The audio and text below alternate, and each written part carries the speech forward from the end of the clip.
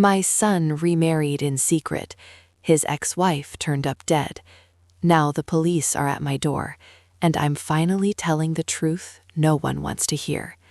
I'm Evelyn Harper, a 68-year-old Ohio mom who thought she'd live out her quiet years baking zucchini bread and babysitting grandkids. Instead, I'm sitting in a jail cell writing this. That night started with my son Daniel showing up at midnight, shaking, confessing he'd pushed Lauren during a fight. She was alive when he ran, but hours later I drove to her apartment, and everything changed. One secret wedding, one late-night call, one moment of panic, and one mother who crossed a line she can never uncross. This isn't just a crime story. It's the story of a family destroyed by the one thing I swore to protect, my son. Watch if you dare, because the killer was me. My name is Evelyn Harper, and if you'd asked me a week ago who I was, I would have said I was just a retired high school guidance counselor living out my quiet years in a 3-bedroom split level on Maplewood Lane, Worthington, Ohio. The kind of street where kids still ride bikes until the streetlights flicker on, where mailboxes are painted the same navy blue as the shutters, and where nobody's business is anybody's business unless it spills onto the lawn. I baked zucchini bread for new neighbors, kept my hydrangeas pruned, and volunteered twice a week at the animal shelter because the dogs didn't ask questions. Simple, predictable, safe. That version of me died last Tuesday night at exactly 7:14 p.m. I was in the kitchen, wiping down the granite countertop, same routine every evening, when the doorbell rang twice, sharp and official. Not the friendly double tap of the UPS guy or the Girl Scout selling cookies. This was the knock that makes your stomach fold in on itself before your brain even registers why. I opened the door, and there they were.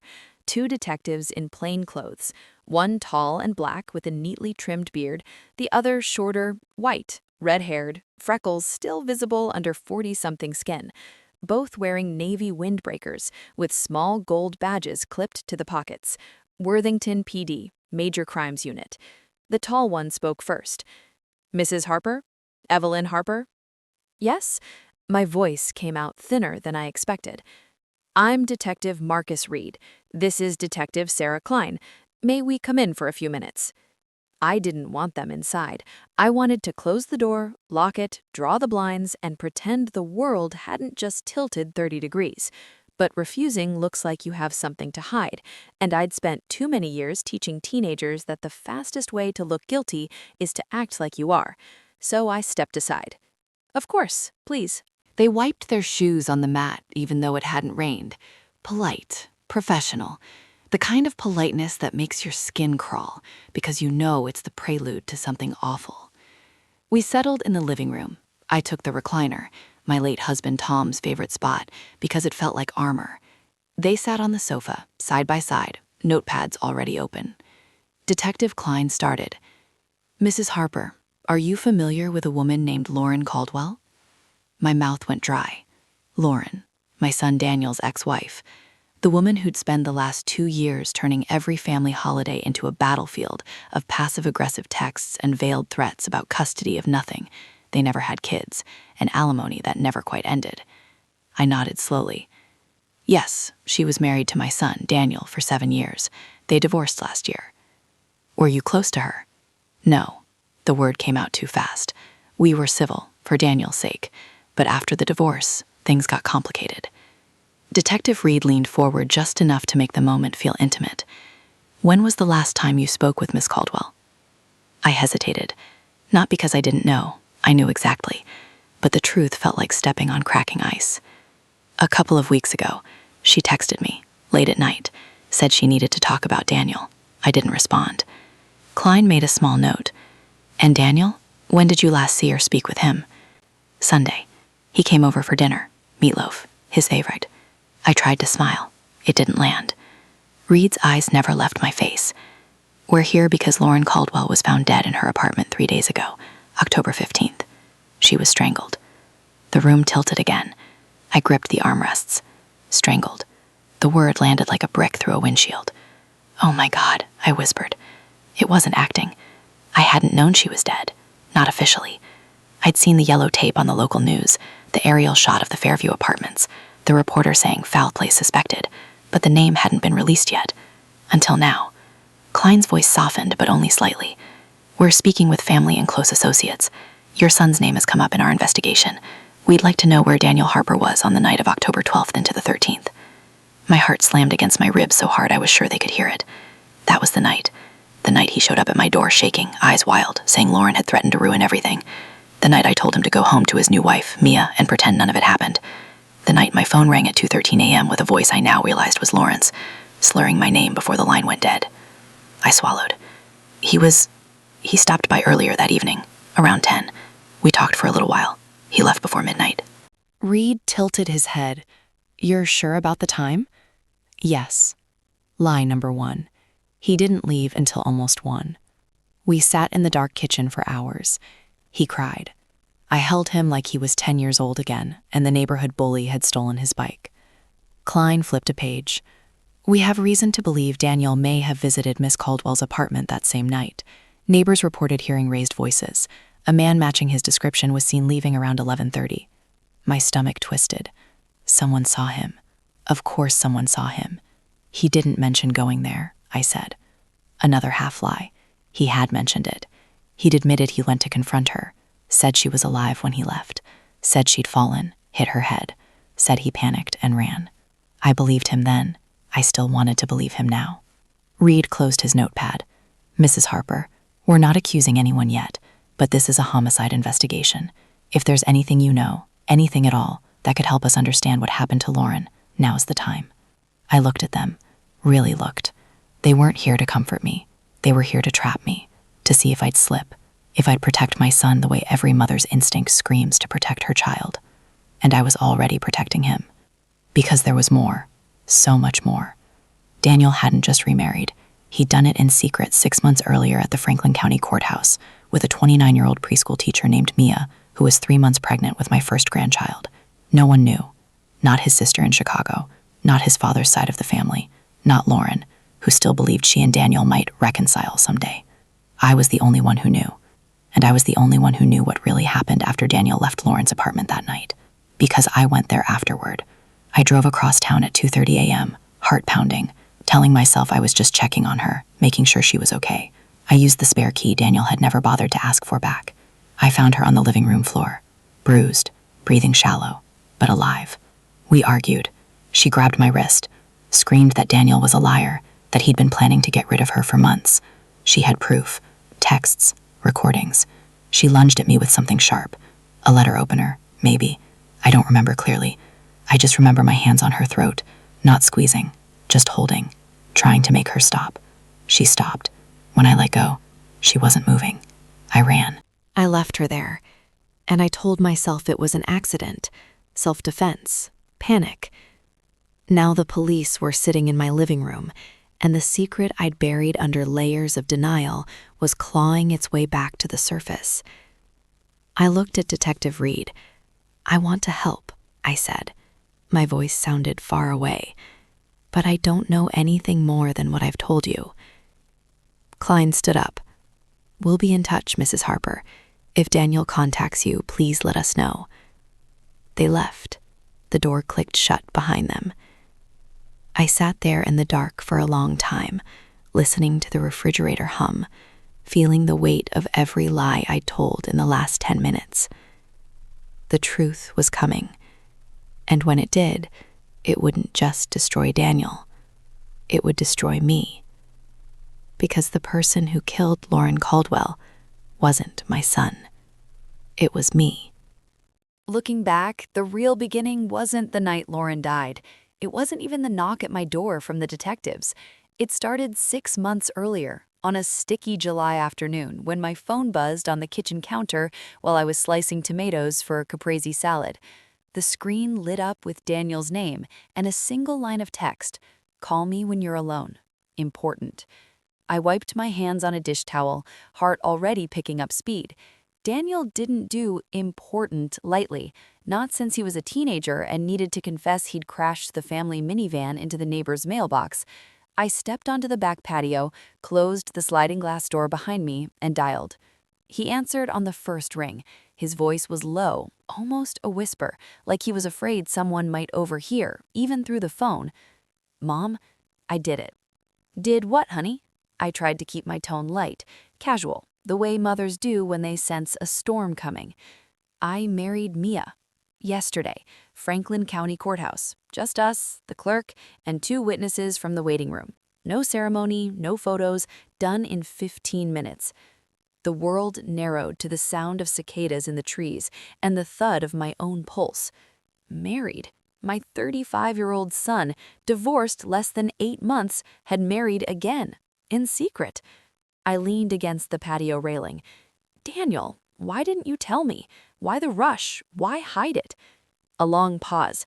I could picture him rubbing the back of his neck the way he always did when he was cornered. "Lauren, she's not letting go. Keeps calling, texting, showing up at my office parking lot, says we're meant to fix this. If she finds out I remarried, she'll drag me back to court. Alimony review, asset division, maybe even claim I hid money during the divorce. She's already threatened to talk to my boss about personal issues affecting performance. I can't lose this job, Mom. Not now." I closed my eyes. Lauren. Always Lauren. Even after the papers were signed, even after the judge said it was over, she lingered like smoke you can't quite clear from a room. "And Mia?" I asked. "She's okay with all the secrecy?" "She gets it. She's good, Mom. Patient. She wants a family, a real one. No drama."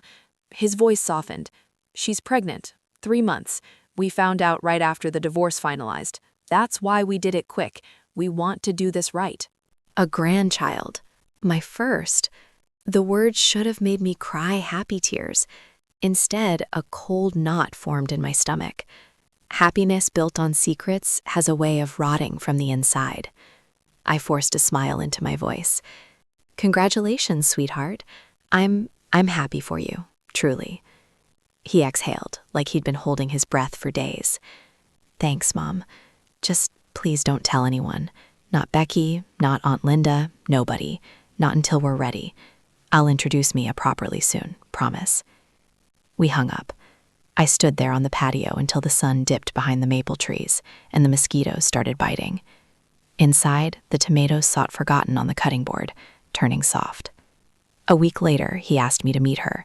Not at home. Too risky, he said. Too many nosy neighbors. We chose a small coffee shop on High Street in Old Worthington, neutral ground. I arrived early, ordered a black coffee, and watched the door like I was waiting for bad news. Mia walked in first. Petite, dark hair pulled into a loose ponytail, wearing a soft gray sweater and jeans that hadn't yet started to stretch over a bump. She looked younger than 29, almost fragile. Daniel followed, hand on the small of her back, protective in a way I hadn't seen since he was dating his high school girlfriend. They slid into the booth across from me. Mia extended her hand. "Mrs. Harper, it's so nice to finally meet you." "Evelyn, please." I shook her hand. It was cool, slightly trembling, nervous, sweet. Daniel ordered herbal tea for her, no caffeine, and we talked. Or rather, they talked and I listened. Mia was a preschool teacher at a Montessori in Dublin. She loved kids, hated drama, wanted 3 of her own someday. She laughed at Daniel's jokes, touched his arm when he spoke, looked at him like he hung the moon. He looked back the same way. I wanted to like her. I did like her. She seemed kind, steady, everything Lauren had never been. But underneath the small talk, questions gnawed at me. Why the secrecy? Why the courthouse instead of something small but honest? Why did Daniel keep glancing at the door like he expected Lauren to burst in? After an hour, Mia excused herself to the restroom. Daniel leaned across the table. "She's the one, Mom. I know it sounds fast, but after everything with Lauren, Mia makes me feel like I can breathe again." I reached for his hand. "I just want you to be happy and safe." "I am. We are." Mia came back. We said goodbyes in the parking lot. She hugged me, quick, tentative. Daniel kissed my cheek and whispered, "Thank you for keeping this quiet." I drove home, replaying every word, every glance.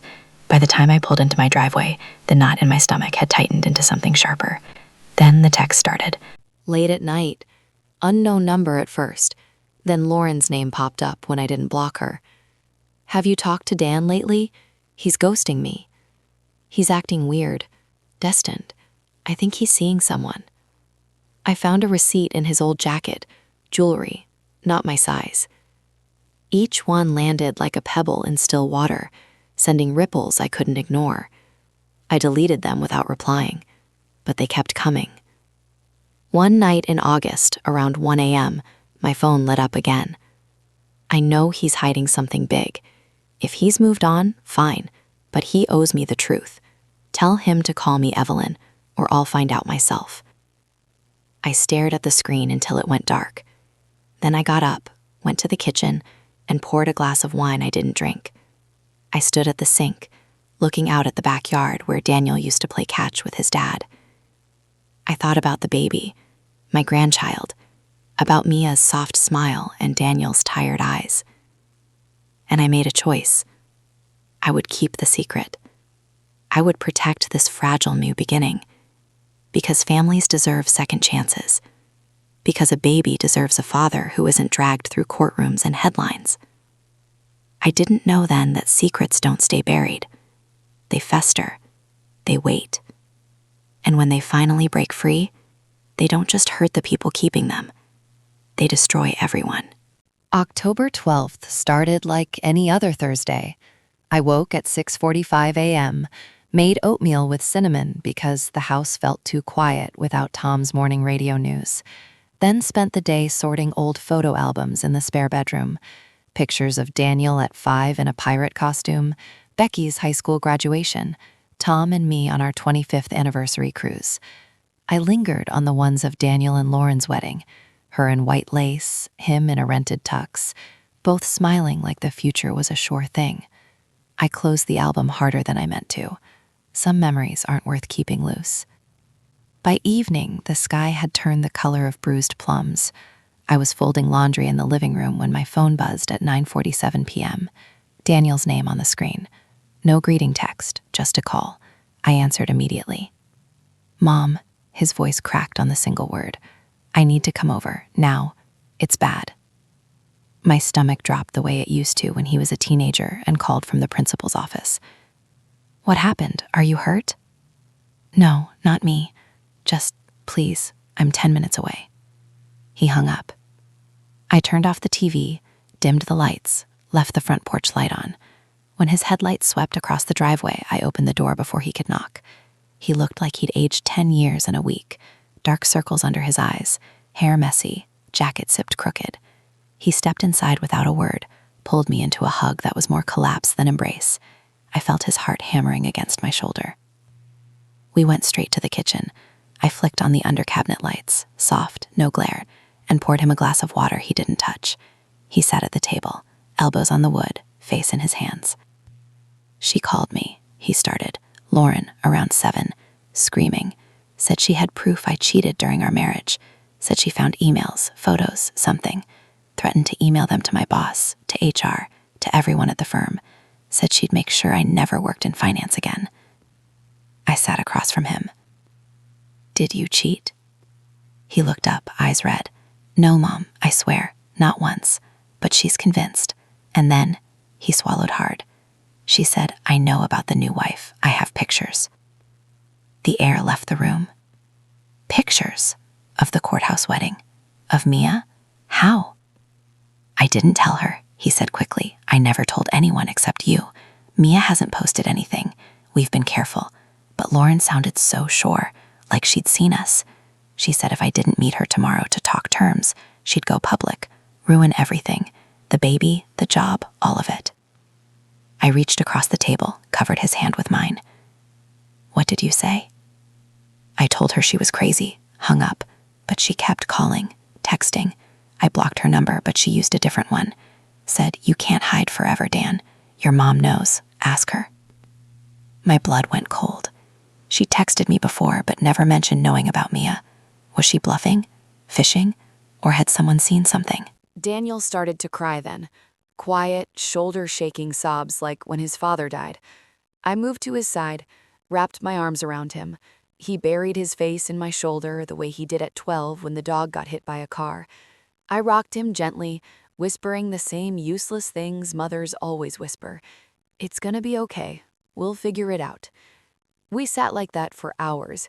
The clock ticked past 11, then midnight. He talked in fragments about how Mia was scared, how the pregnancy was making her sick, how he couldn't lose his insurance now. I listened. I didn't judge. I didn't tell him he should have been honest from the start. Mothers don't always say the right thing.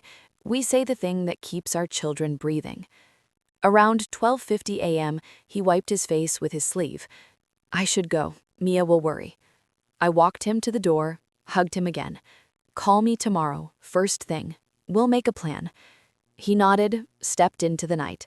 His taillights disappeared down Maplewood Lane.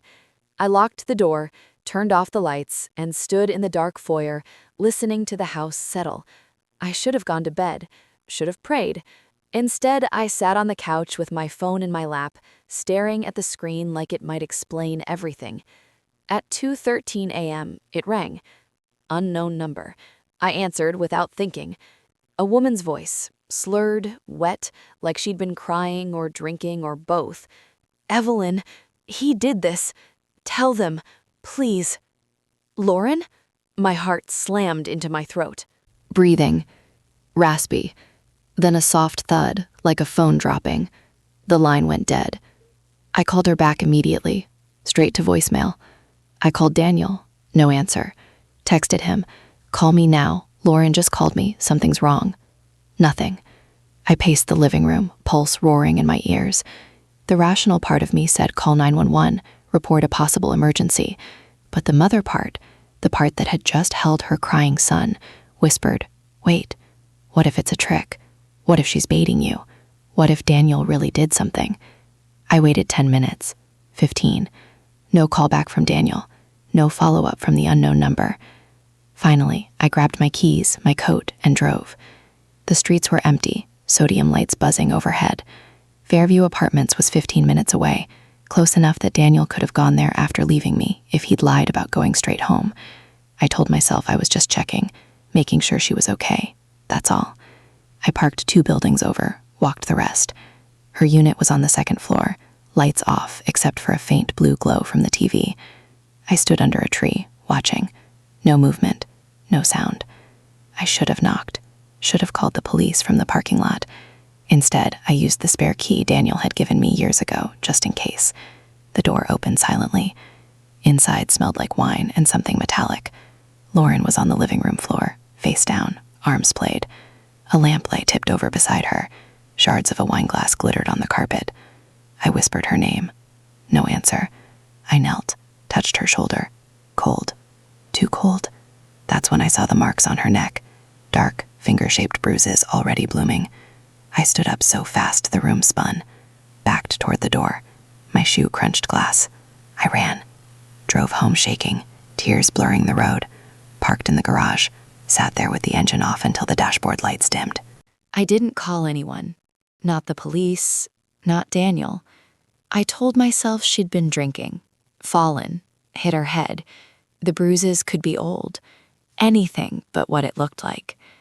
I crawled into bed at 4 a.m., pulled the covers over my head, and prayed the night would erase itself. It didn't, because the next morning, the news would break, and everything I'd buried in those dark hours would start clawing its way back up.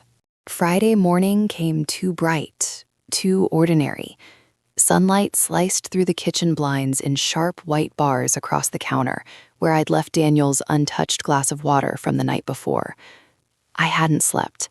Every time I closed my eyes, I saw Lauren's face-down body, the dark fingerprints on her neck, the way the carpet fibers stuck to the spilled wine like tiny black veins. I told myself it was a nightmare, that I'd imagined the whole drive, the key in the lock, the cold skin under my fingers. But the taste of panic in my mouth was real.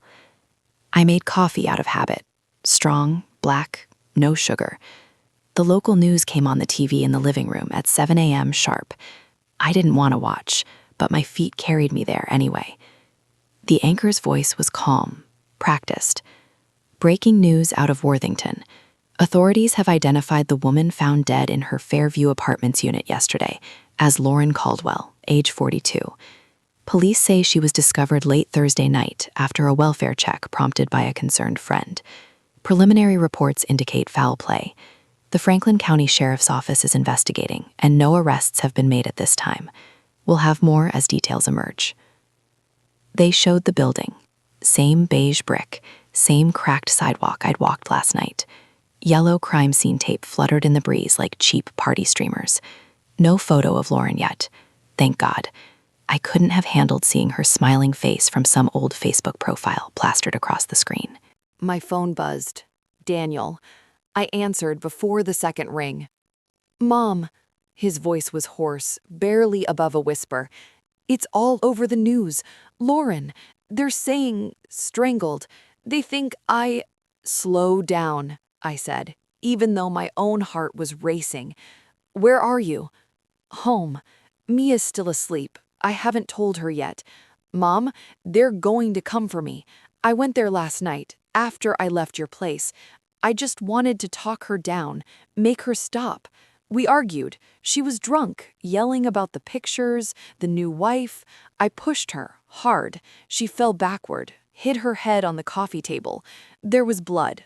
Not a lot, but I panicked. I ran. She was breathing when I left. Swear to God.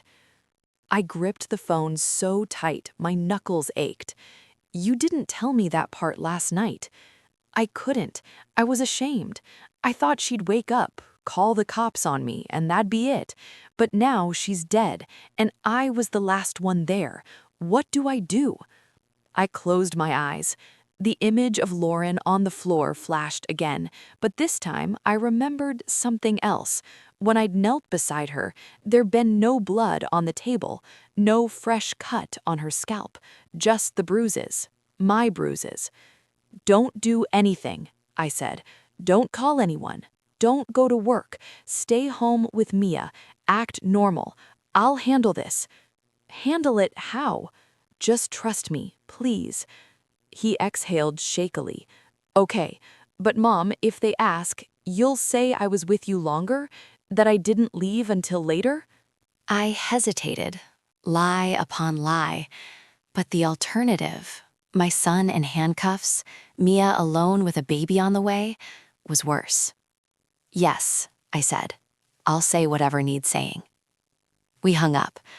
I stood in the middle of the living room, coffee cooling in my hand, feeling the walls press in.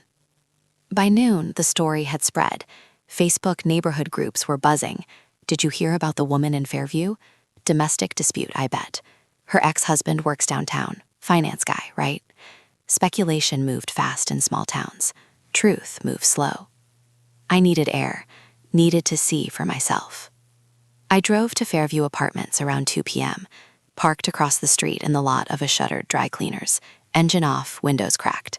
Police cars still lined the curb, 2 cruisers, an unmarked sedan, a crime scene van. Yellow tape stretched across the breezeway and up the stairs to Lauren's second-floor unit. A uniformed officer stood at the bottom step, clipboard in hand. A woman in a windbreaker, probably a detective, talked on her phone while gesturing toward the parking lot. I watched for maybe 10 minutes, long enough to see a tech in white coveralls carry out a brown paper evidence bag, long enough to feel eyes on me. The detective glanced my way, brief, casual, then looked again. I ducked lower in the seat, started the car, and pulled out slow, heart hammering. Back home, I checked the mailbox out of routine.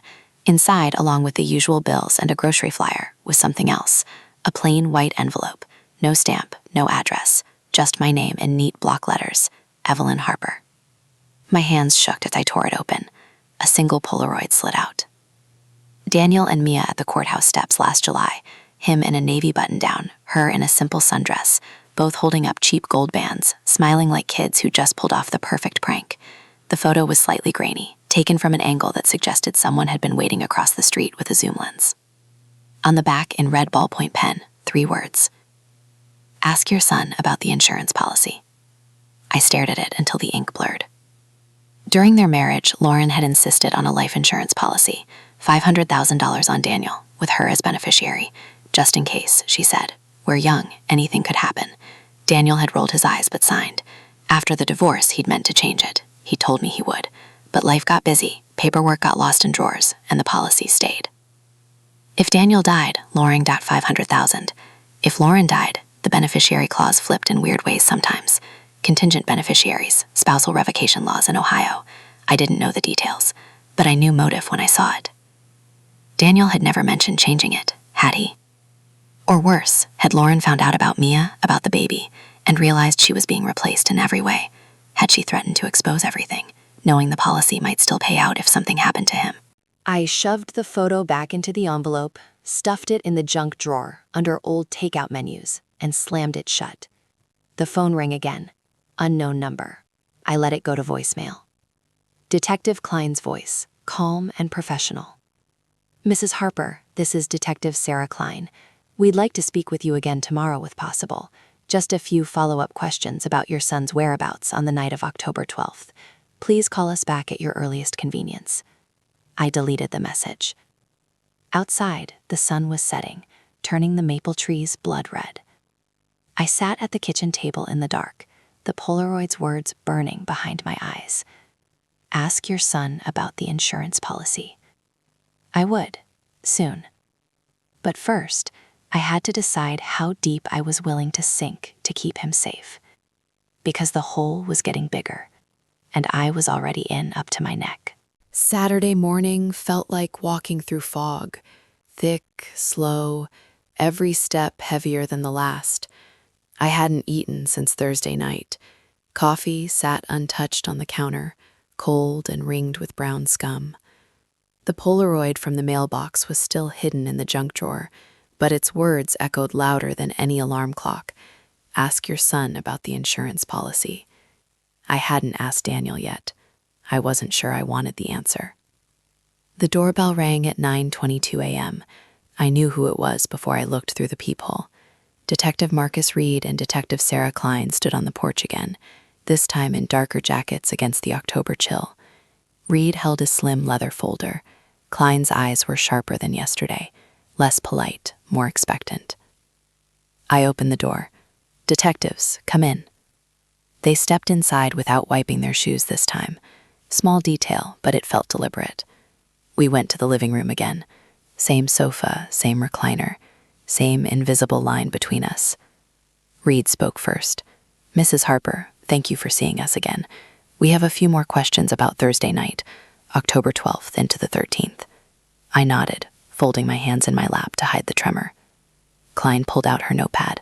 Your phone records show you placed a call to Lauren Coldwell's cell at 2:15 a.m. on the 13th. The call lasted 12 seconds. Can you tell us about that? I'd rehearsed this in my head a dozen times since I'd fled her apartment. She called me first, around 2:13, unknown number. When I answered, she sounded upset. Drunk, maybe. She said my name, something like, he did this. Then the line went dead. I was worried, so I called her back. She didn't pick up. That's all. Reed tilted his head. You didn't call 911? I thought about it, but it was late, and she'd been drinking before. Daniel mentioned it. I figured she'd passed out or hung up in a rage. I didn't want to overreact and embarrass her. Or him. Klein made a note. And where was your son during this call? With me, earlier. I kept my voice steady. He came over around 10 p.m. We talked in the kitchen. He was upset about Lauren harassing him. He left around 11:30, maybe midnight. I can't be exact. Lie number 1. He'd stayed until almost 1 a.m. We'd sat in the dark, him crying, me holding him. But if I said he left later, it gave him less time to get to her place before she died, less window for the murder. Reed opened his folder, slid out a printed sheet. Cell tower data puts Daniel's phone in the vicinity of Fairview Apartments from approximately 11:45 p.m. until 12:20 a.m. Then it moves toward your address. He would have had to leave Lauren's place, drive here, and arrive shortly after your 2:15 call to her. My mouth went dry. I didn't mention going there. He told me he went straight home to Mia. Klein leaned forward. Neighbors in the building heard shouting around 11:30. A man's voice, angry. Then a woman crying. One resident looked out and saw someone matching Daniel's description leaving the stairwell, hood up, hands in pockets. He walked fast to the parking lot. I forced myself to breathe. Daniel's tall, dark hair. Lots of men look like that from a distance at night. Reed didn't smile. We also recovered a text message from Lauren's phone, unsent, drafted at 12:42 a.m. It was addressed to you. Evelyn, he came here, threatened me. If anything happens, it cuts off. She never hit send. My heart stuttered. She tried to reach me again, after Daniel left, before I got there. Do you have any idea why she texted you specifically? Klein asked. She reached out sometimes, when she and Daniel fought. Thought I could talk sense into him. They exchanged a glance. Reed pulled out his phone, tapped the screen, then turned it toward me. A photo. Lauren's neck in close-up, under forensic lights. Purple bruises in the shape of fingers. Clear, distinct. Not from a fall, not accidental. These are ligature marks, he said quietly. Manual strangulation. Someone used both hands, held on, for at least 30 seconds, maybe longer. I looked away. The room tilted. I'd held her throat. Just to stop her. Just for a second. Hadn't I? Klein's voice softened. Mrs. Harper, does Daniel still have a key to Lauren's apartment? I swallowed. I don't know. They lived there together for years. He might not have given it back.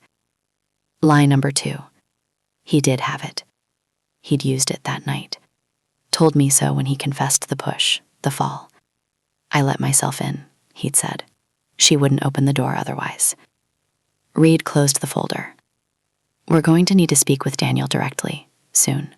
If you hear from him, we'd appreciate a call. They stood. I walked them to the door. Klein paused on the threshold. One more thing. We found a man's leather glove under the couch, black, size large. No blood, but we're running DNA.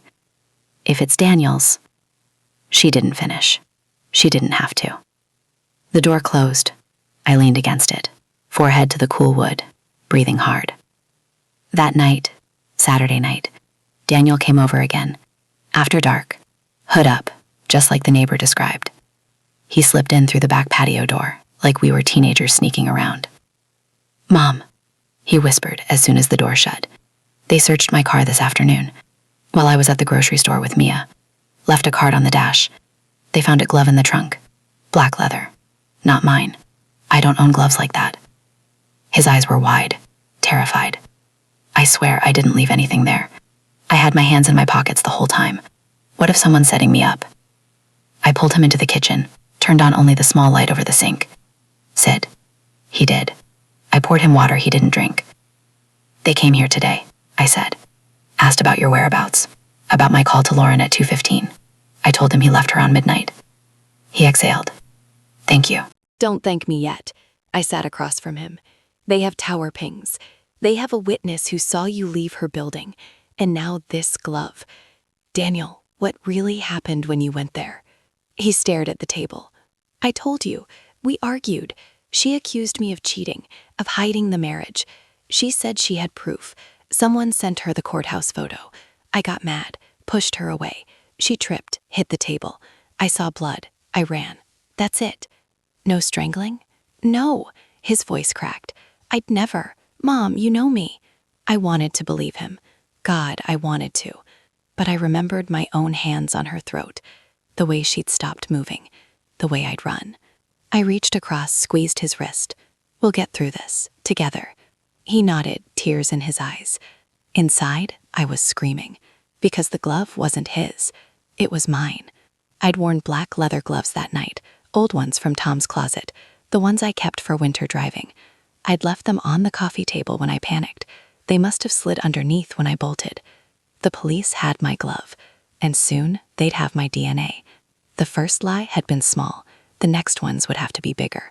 Because if they found out the truth, that I'd been there after Daniel left, that I touched her, held her, killed her, they'd never believe it was an accident. And Daniel would go down for it anyway. To protect him, I had to keep lying, even if it buried us both. Sunday morning broke gray and heavy, the kind of Ohio October day where the clouds sit low enough to touch the rooftops. I hadn't left the house since the detective's visit on Saturday. Curtains drawn, phone on silent. The junk drawer stayed shut, but I could feel the Polaroid inside it like a live wire. Daniel hadn't called since last night. I didn't blame him. What do you say to your mother after you've confessed to pushing your ex-wife hard enough to make her bleed, then running like a scared kid? I made tea, chamomile, because anything stronger would rattle my already frayed nerves, and carried the mug to the spare bedroom, the one I still called Daniel's old room, even though he'd moved out a decade ago. Boxes lined the closet floor. Holiday decorations, Tom's fishing gear, old tax files, and on the top shelf, tucked behind a stack of photo albums, the small black USB drive Lauren had left on my coffee table 2 weeks earlier. She'd shown up unannounced on a Tuesday afternoon in late September. No call, no text, just the doorbell ringing while I was folding sheets. I opened the door, and there she was, thinner than I remembered, cheekbones sharp, eyes red-rimmed and glassy, hair pulled back in a messy knot. She wore an oversized sweater that swallowed her frame and clutched a canvas tote like it was a shield. "Evelyn," she said, voice cracking on my name. "Can I come in? Please. It's important." I should have said no, should have closed the door. But something in her face, desperation, maybe fear, made me step aside. She walked past me into the living room, dropped onto the sofa without being asked, and stared at the floor. "Daniel's lying to you," she started. "He's not who you think he is." I sat in the recliner, arms crossed. Lauren, if this is about the divorce again. It's not. She reached into her tote, pulled out her phone, and swiped to a screenshot. Text messages from an unknown number to Daniel, dated August. "You promised you'd take care of her, for good, so we can start fresh. No more looking over our shoulders." Another one, "She's unstable. If she keeps pushing, we both know what has to happen." Lauren's finger trembled as she scrolled. "These are from him to someone named M. I think it's the new girl, the one he's hiding. I don't know who she is yet, but I will." My stomach turned. The messages looked real, time-stamped, but Daniel had sworn he'd never threatened anyone. "He's been planning this," Lauren whispered, "for months, ever since the divorce. He wants me gone, quietly, permanently, and he's using you to cover it. You're the only one who knows about the new wife, right? He told me you're keeping his secret. That makes you complicit." I felt heat rise in my face. "That's ridiculous. Daniel wouldn't." "He would." She cut me off. "You don't see it because he's your mother, but I lived with him. I saw the temper, the way he'd go cold when he didn't get his way. Remember the night he threw the wine bottle at the wall, 2 inches from my head?" I remembered. I'd cleaned up the glass the next day when she called crying. Lauren reached into her tote again. This time she pulled out the USB drive, small, matte black, no label. She pressed it into my palm. "Proof," she said. "Videos, audio, old fights, recent ones too. If anything happens to me, anything, watch it. Don't trust him. Don't trust what he tells you." I stared at the drive. Why give this to me? Because you're the only person he still listens to, and because if he does something stupid, you're the one left holding the pieces. I'm not asking you to betray him. I'm asking you to see the truth before it's too late. She stood, wiped her eyes. "I'm scared, Evelyn, really scared." I walked her to the door. She paused on the porch. "Watch it. Soon." Then she was gone. I didn't watch it. Not that day. Not the next week. I shoved the drive into the closet and pretended it didn't exist, because opening it meant admitting doubt, meant questioning my own son, and I wasn't ready for that. Until now. Sunday afternoon, with the house too quiet and the weight of lies pressing down, I climbed the step stool, pulled the drive from its hiding place, and carried it to the desk in the spare room. My laptop was ancient, slow to boot, whining like an old man, but it worked. I plugged in the USB. A single folder appeared. For Evelyn. Inside, 6 video files, 3 audio clips, one text document labeled Timeline. I clicked the first video. Grainy footage, phone camera, handheld. Daniel and Lauren in their old kitchen. Years ago, maybe 2018. He was yelling, "You think you can just take half my retirement after everything?" She backed against the counter. He slammed a cabinet door so hard it cracked. Then he stepped close, too close, grabbed her upper arm, hard. She winced. The video cut. Next file, audio only. Recent. Timestamp October 11th, 8:17 p.m., the night before she died. Daniel's voice, low and furious. "You don't get to threaten me anymore. You want to go to my boss? Fine.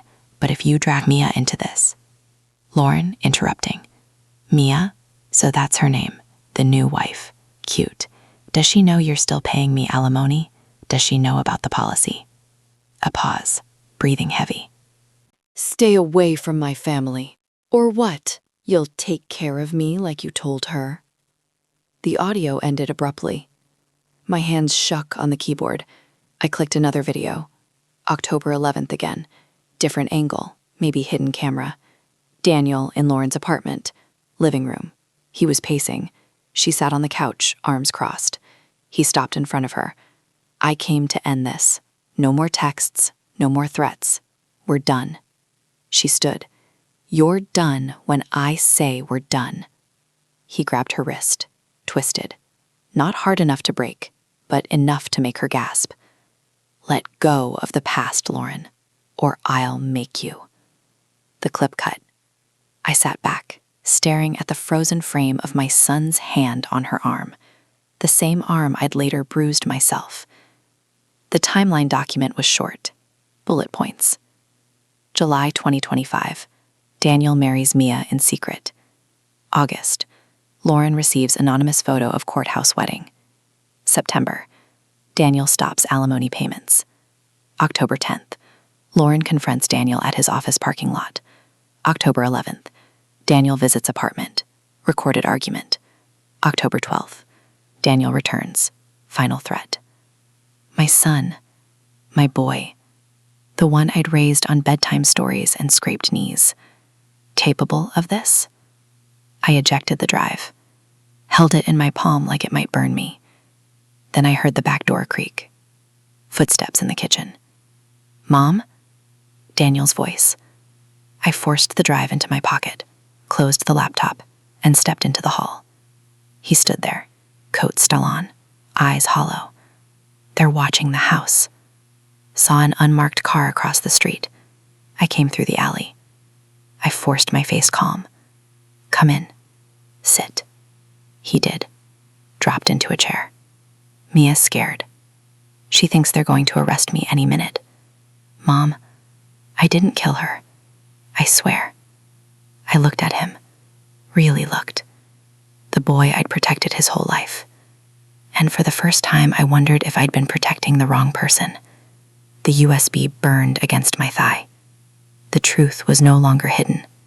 It was waiting. And it was uglier than I'd ever imagined. Monday arrived like a hangover you can't shake. Head pounding, mouth dry, everything too loud and too bright. I hadn't slept more than 20 minutes at a stretch since Thursday night. Every creak in the house sounded like footsteps on the porch. Every car passing Maplewood Lane felt like an unmarked cruiser slowing down. The USB drive stayed in my pocket now, a small, hard lump against my hip, reminding me every second that the videos existed, that my son's voice, cold, threatening, lived on that tiny piece of plastic. The call came at 10:47 a.m. Detective Klein. No pleasantries. "Mrs. Harper, we need you to come down to the station this afternoon. Formal interview, 2 p.m. Bring your phone if you'd like, but we'll be going over records in detail." I didn't argue. Arguing looks defensive. I showered, dressed in plain jeans and a gray sweater, nothing flashy, nothing memorable, and drove to the Worthington Police Department on High Street. The building smelled like burnt coffee and disinfectant. They put me in a small room with beige walls, a metal table bolted to the floor, and a camera in the corner. No two-way mirror like on TV, just the red light blinking steady. Detective Reed and Klein sat across from me. Reed set a digital recorder between us, pressed the button. Interview with Evelyn Harper, October 20th, 2025. case number 251013HC.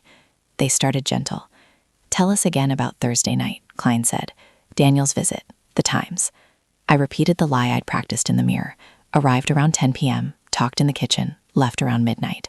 They nodded, wrote notes. Then Reed slid a printout across the table, phone records. These are Daniel's texts and calls from October 12th, several to Lauren's number between 7 and 9:30 p.m., all deleted from his phone, but carriers retained them. One message at 9:15.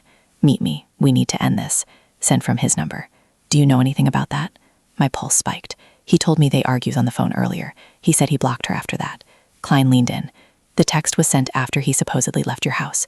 Tower data shows his phone still near Fairview at 9:45. Then it moves to your address around 10:30. He could have sent it from her parking lot, gone to your place to establish an alibi, then returned. I sat in the recliner, arms crossed. Lauren, if this is about the divorce again. It's not. She reached into her tote, pulled out her phone, and swiped to a screenshot. Text messages from an unknown number to Daniel, dated August. You promised you'd take care of her, for good, so we can start fresh. No more looking over our shoulders. Another one. She's unstable. If she keeps pushing, we both know what has to happen. Lauren's finger trembled as she scrolled. These are from him to someone named M. I think it's the new girl, the one he's hiding. I don't know who she is yet, but I will. My stomach turned. The messages looked real, time-stamped, but Daniel had sworn he'd never threatened anyone. He's been planning this, Lauren whispered, for months, ever since the divorce. He wants me gone, quietly, permanently, and he's using you to cover it. You're the only one who knows about the new wife, right? He told me you're keeping his secret. That makes you complicit. I felt heat rise in my face. That's ridiculous. Daniel wouldn't. He would. She cut me off. You don't see it because he's your mother, but I lived with him. I saw the temper, the way he'd go cold when he didn't get his way. Remember the night he threw the wine bottle at the wall, 2 inches from my head? I remembered. I'd cleaned up the glass the next day when she called crying. Lauren reached into her tote again. This time she pulled out the USB drive, small, matte black, no label. She pressed it into my palm. Proof, she said. Videos, audio, old fights, recent ones too. If anything happens to me, anything, watch it. Don't trust him. Don't trust what he tells you. I stared at the drive. Why give this to me? Because you're the only person he still listens to, and because if he does something stupid, you're the one left holding the pieces. I'm not asking you to betray him. I'm asking you to see the truth before it's too late. She stood, wiped her eyes. I'm scared, Evelyn, really scared. I walked her to the door. She paused on the porch. Watch it. Soon. Then she was gone. But he swears she was breathing, alive. He didn't hurt her more than that. She stared at me, tears spilling. Then who did? Because someone strangled her. The news said the autopsy's preliminary, manual strangulation, no sexual assault, no forced entry. Someone she knew, someone she let in. I looked away. The USB in my pocket felt heavier. Mia wiped her face. He stepped out for an hour that night, said he needed air. I let him go because he was so stressed. I should have stopped him. I should have... Don't, I said. This isn't on you. But it was on me. All of it. That night, Daniel came over again, through the back, hood up, like a fugitive in his own life. He looked wrecked, unshaven, eyes bloodshot. They have the texts, he said before I could speak. The ones I deleted. I don't know how. And the glove. They showed me a photo. Black leather. Said it was under her couch. Mom, I didn't wear gloves, I swear. I stared at him. Then whose is it? He shook his head. I don't know.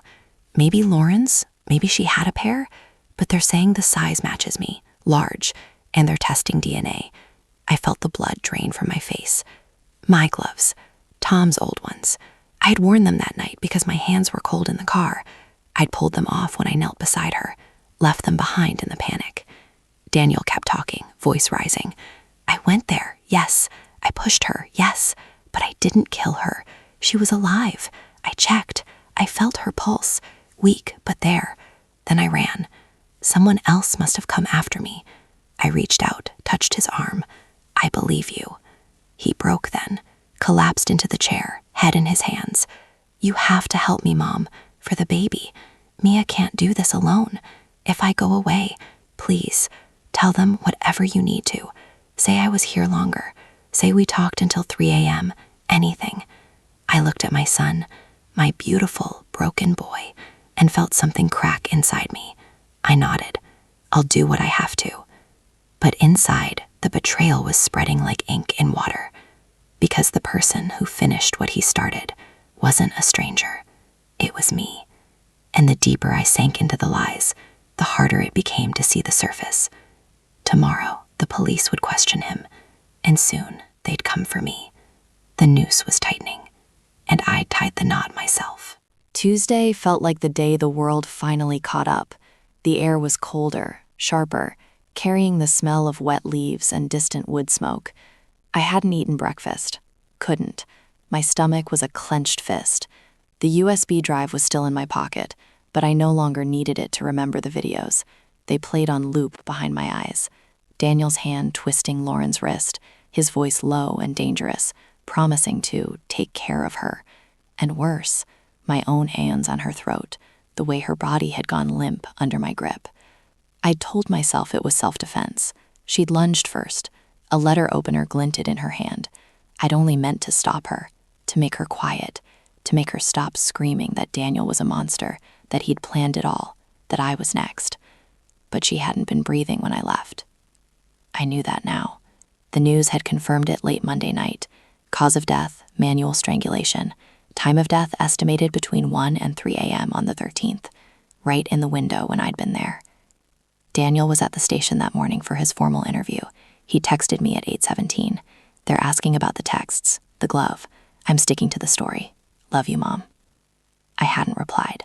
What could I say? Don't mention me. I killed her. Instead, I sat at the kitchen table with a cup of cold coffee and stared at the wall until the doorbell rang at 1:42 p.m.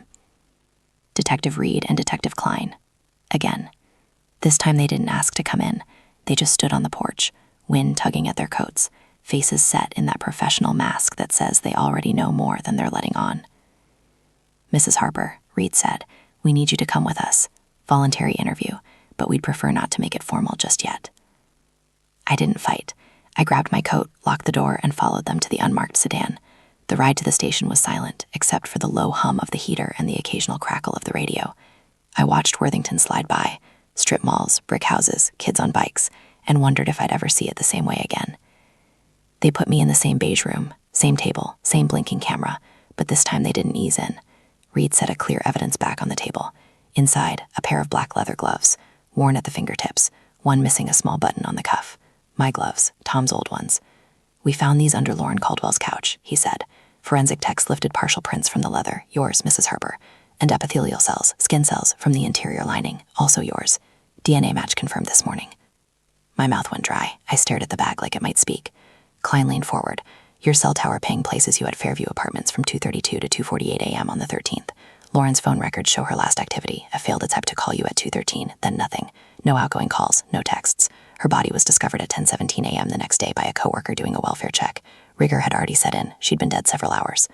I didn't speak. Couldn't. Reed opened a folder. Photos. Lauren's neck again. Close-ups of the bruises. 4 fingers on one side, thumb on the other. Clear impressions. Then a side-by-side. My right hand, photographed during booking prints years ago when I'd volunteered for a community fingerprint drive. The ridge patterns matched the marks. We also have your statement from Saturday, Klein said softly. You said you never went inside her apartment. You said you sat in the car and left. That was a lie. The room spun. I gripped the triple edge. I didn't mean to, I whispered. The words came out small, cracked. Reed pressed record. Mrs. Harper, you have the right to remain silent. Anything you say can and will be used against you in a court of law. You have the right to an attorney. If you cannot afford one, I know my rights, I said. I don't want one. Not yet. They exchanged a glance. Reed nodded. Go on. I took a breath that felt like swallowing glass. Lauren called me at 2:13, slurring, scared. said, "He did this." I thought Daniel had hurt her worse than he admitted. I drove over, used the spare key he'd given me years ago. She was on the floor when I got there. Alive. Barely. Bruised. Gasping. She saw me and started crying. Grabbed my arm. Said Daniel had come earlier. Pushed her. Threatened her. Said he wanted her gone so he could start over with Mia. Said she had proof. Videos. Texts. She said if I didn't help her expose him, she'd ruin us all. I paused. The memory flooded back. Her wild eyes. The whine on her breath. The way she'd clutched at me like I was a lifeline and a noose at the same time. She lunged. I continued. Something in her hand. A letter opener, I think. Sharp. I panicked. Grabbed her throat to push her back. To stop her. I didn't squeeze. Not at first. But she kept fighting. Clawing. Screaming. I held on. Just to make her stop. Just until she calmed down. My voice broke. Then she went still. I let go. Checked her pulse. Nothing. I ran. Left her there. Drove home. Told myself it was an accident. That she'd attacked me. Self-defense. Klein's eyes were steady. But you didn't call 911. No. Tears burned my cheeks. I was scared. For Daniel. For the baby. For Mia. I thought if I stayed quiet, it would go away. That maybe she'd just fallen. That the bruises were from Daniel. Reed leaned back. Daniel admitted he pushed her earlier. Said she hit her head. Said she was breathing when he left. She was. When I got there, she was still breathing. Shallow. But alive. I finished it. Not on purpose. But I did. Silence stretched. Heavy. Final. They let me sit with it for a long minute. Then Klein spoke. "We're going to need a full written statement, and we'll be arresting you, Mrs. Harper. Charge pending manslaughter, at minimum, possibly second-degree murder." I nodded, numb. They read me the full Miranda again, cuffed me, gently, wrists in front, walked me through the station. People stared. I kept my head down. In the holding cell, cold concrete under me, I thought about Daniel, about how he'd broken down Saturday night, begging me to help him, about the baby who'd never know his grandmother wasn't a killer, about how I'd spent my whole life protecting him, and in the end, I'd destroyed us both. The secret wasn't Daniel's new marriage. It wasn't even Lauren's death. It was me, the mother who'd do anything, even kill, to keep her son safe. And now the police knew. Daniel would know soon. Mia would know. The family I tried to save was already ashes, and I was the one holding the match. Then the call at 2:13 a.m., Lauren's voice, slurred, broken. "Evelyn, he did this. Tell them." Click. Dead. I call her back. Voicemail. Call Daniel. No answer. Panic sets in. I grab my coat, Tom's old leather gloves from the hall closet because my hands are cold and shaking. Drive to Fairview Apartments. Park 2 buildings over. Walk up the stairs. Use the spare key Daniel never asked for back. Door opens quietly. Living room dark, except for the blue flicker of the TV on mute. Lauren on the floor, face down, arms out, wine glass shattered nearby. I whisper her name. No response. Kneel, touch her shoulder. Cold. Bruises already dark on her neck. But she's breathing. Shallow, ragged gasps. She stirs, rolls halfway over. Eyes open, wild. Sees me. Grabs my wrist. "Evelyn, he came back. Pushed me. Said he'd finish it. For the new wife. For the baby." She's crying now, slurring. Reaches for something on the coffee table. A letter opener. Silver, sharp. Lunges. I catch her wrist. We struggle. She's stronger than she looks. Adrenaline, maybe fear. She scratches my arm. I push her back. My hands go to her throat. Not thinking. Just reacting. To stop the knife. To stop the screaming. "Stop," I say. "Just stop." She claws at my hands. Gasps. Kicks. I hold tighter. Seconds stretch. Her eyes bulge. Then nothing.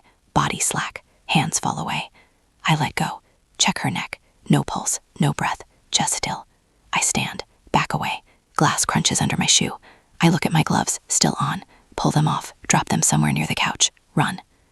Drive home. Garage. Sit in the dark car until my breathing slows. Go inside. Shower. Burn the clothes in the backyard fire pit at dawn. Tell myself it was self-defense. That she attacked first. That Daniel's push weakened her. that I only reacted. But I know the truth. I killed her. The pen stopped moving. Ink blotched where I'd pressed too hard. Reed read over my shoulder as I wrote. When I finished, he took the pages, numbered them, had me initial each one. Klein spoke quietly. Why didn't you call for help after? I was terrified. For Daniel, for Mia, the baby. If I called 911, they'd find out about the secret marriage, about Daniel being there earlier, about the push. They'd arrest him. He'd lose everything. The baby would grow up visiting a prison. I thought, if I stayed quiet, maybe it would look like an accident or someone else. But it wasn't an accident, Reed said. Not a question. No, my voice cracked. It wasn't. They let that sit. Then Klein asked the question I dreaded most. Does Daniel know? I shook my head. No. He thinks he accidentally hurt her, that she died from the fall, or maybe someone else came after. He doesn't know I went there. Doesn't know I finished it. Reed stood. We'll need to speak with him again. With this statement, we'll be charging you with manslaughter. Possibly voluntary manslaughter if the DA sees it as heat of passion, but that's not my call. They led me back to holding. I asked one thing before they closed the door. Can I see my son? Just once. Klein looked at Reed. He nodded once. They brought Daniel in 20 minutes later. He looked like he hadn't slept in days. Stubble, red eyes, clothes wrinkled. When he saw me through the glass partition in the visitation room, his face crumpled. Mom? They let us talk through the phone. No contact, just voices. I pressed my palm to the glass. He did the same on his side. I told them everything, I said. The night, what happened after you left Lauren's place. I went there. She was alive when I arrived. We fought. I held her throat. Too long. She died. His eyes widened. Shock. Then horror. Then something worse. Understanding. You? I didn't plan it. She came at me with a knife. I panicked. But I killed her, Daniel. Not you. He sank into the chair. Tears streamed down his face. I thought I'd done it. That the push killed her. I've been carrying that for days. I know. Why didn't you tell me? Because you'd have confessed, taken the blame. For the baby, for Mia. And you didn't do it. Not really. He shook his head. I started it. I went back. I pushed her. And I finished it. Silence stretched between us. Mia appeared behind him. Someone must have called her. She stood in the doorway, hand on her belly, face pale. She didn't come closer. Just stared. How could you? She whispered. To both of us. Both of you. Daniel turned. Mia. She shook her head, backed away. Gone. The guard tapped the glass. Time up. Daniel pressed his hand harder to mine through the partition. I'm sorry, Mom. I'm sorry, too. They took him away first, then me. Back in the cell, I sat on the bench and stared at the wall. The confession was out, written, signed, irrevocable. Daniel would be charged with obstruction, maybe tampering with evidence for the deleted texts, the lies. I'd face manslaughter, or worse. The family was shattered. Mia would leave. The baby would grow up knowing his father and grandmother were in prison because of a night of lies and violence. I'd protected my son my whole life. In the end, the only thing I protected was the truth, and it destroyed everything. They moved me to the Franklin County Correctional Facility 2 days after the confession. Women's wing, 2nd floor, cell 214. Concrete walls painted institutional gray, a narrow bunk with a thin mattress that smelled faintly of bleach and despair, a stainless steel toilet in the corner with no privacy curtain. The window was high and narrow, bars thick enough to block any real view of the sky. Just enough light to remind you the world was still turning outside. I didn't sleep the first night, or the second. I lay on my back staring at the ceiling tiles, counting the small black dots where paint had flaked off, replaying every moment from that Thursday night like a film stuck on repeat. Lauren's gasp, her nails digging into my wrists, the moment her body went slack, the sound of glass crunching under my shoe as I ran. Each time the memory looped, A new detail sharpened: the faint scent of her perfume mixed with wine, the way her eyes widened in that last second before they dulled. I told myself it was self-defense, panic, instinct. But the truth settled heavier every hour. I'd crossed a line no mother should ever cross, and I'd done it to protect the one person I loved most. Daniel was in the men's facility across town. Separate wings, separate visiting hours. We weren't allowed contact for the first 30 days, standard procedure while the DA built the case. But word travels fast in lockup. On the third day, a guard slipped me a folded note during rec time. Daniel's handwriting, shaky but unmistakable. Mom. They charged me with obstruction of justice, tampering with evidence, the deleted texts, and false statements. No murder charge. They believe you. Mia's lawyer filed for an emergency divorce. She left town yesterday. Said she can't raise our kid in the shadow. I don't blame her. I'm sorry I dragged you into this. I should have told the truth from the start. I love you. Always. D. I read it 3 times before the tears came. Hot, silent, soaking the thin paper until the ink smeared. I folded it small, tucked it inside my sock. The only thing I had left of him. The indictment came down a week later. For me, voluntary manslaughter, heat of passion. The DA didn't buy full self-defense. The letter opener was never found. No witnesses to the lunch. And the autopsy showed sustained pressure on the throat, not a quick defensive hold. 25 years possible. Parole after 10 if I behaved. Daniel's charges carried 2 to 5. He'd plead guilty to avoid trial. Smart. Clean. Over faster. Mia sent 1 letter, handwritten on pale blue stationery. No return address. Evelyn, I don't hate you. Not really. But I can't forgive what you both did. Daniel pushed her. You finished it. And I was the fool who believed we could build something real on secrets. The baby's due in April. A boy. I'm naming him Thomas, after your husband. Not because I want to honor you, because Tom was kind, steady, the kind of man neither of you turned out to be. Don't try to find us. Mia. I read it in the day room, while other women watched daytime talk shows. When I finished, I folded it neatly, walked to the trash bin by the vending machines, and dropped it in. Some things you don't keep. The family splintered quietly after that. My sister Becky called once, from Chicago, voice thick with tears and anger. How could you, Ev? How could you cover for him? For that? She didn't wait for an answer. Hung up. Haven't heard from her since. Cousins stopped sending Christmas cards. The neighbors on Maplewood Lane probably still talk about it over coffee. How quiet Evelyn Harper turned out to be a killer. The house sold in a quick probate auction. I signed the papers from here. Got nothing but a small check deposited into my commissary account. Prison routine took over. Wake at 5:30. Count. Breakfast. Work detail in the laundry. Lunch. Rec. Dinner. Lights out at 10. I kept my head down, mouth shut. Made no enemies. Earned a few nods from the older women who'd seen worse. They called me Mama sometimes. Not affectionate, just factual.